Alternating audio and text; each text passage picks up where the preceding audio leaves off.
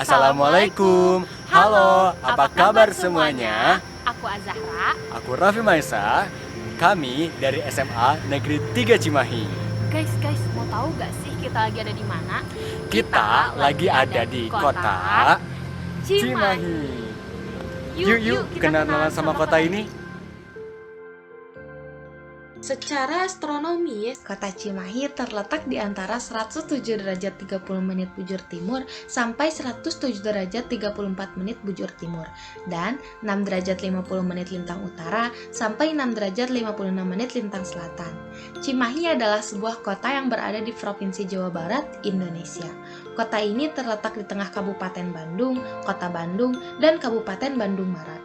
Berdasarkan letak geografis tersebut, kota Cimahi menjadi sangat strategis karena terletak di jalur kegiatan ekonomi regional dan sebagai kota inti Bandung Raya yang berdampingan dengan ibu kota Jawa Barat yang sangat dinamis. Jika kita lihat letak Cimahi yang begitu strategis dengan penduduk yang berjumlah 614.304 pada tahun 2019, dari penduduk yang sangat ramai tersebut terdapat dampak negatifnya juga loh. Tahukah kalian apa itu diantaranya? Slum area. Ya, betul, slum area. Tapi sebelum itu, tahukah kalian apa itu slum area?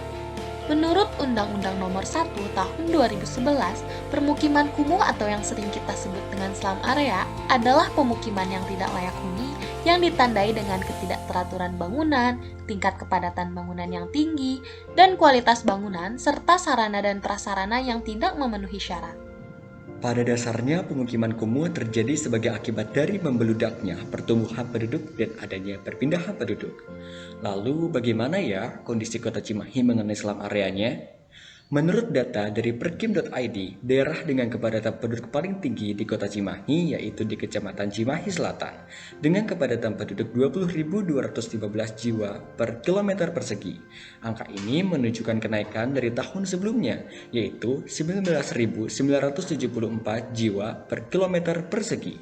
Tak hanya itu, ternyata masih banyak lagi kawasan slum di kota Cimahi ini, seperti di wilayah Melong, Leuwi Gajah, Cigugur Tengah, Karangmekar, Ciberem, Padasuka, dan Setiamana.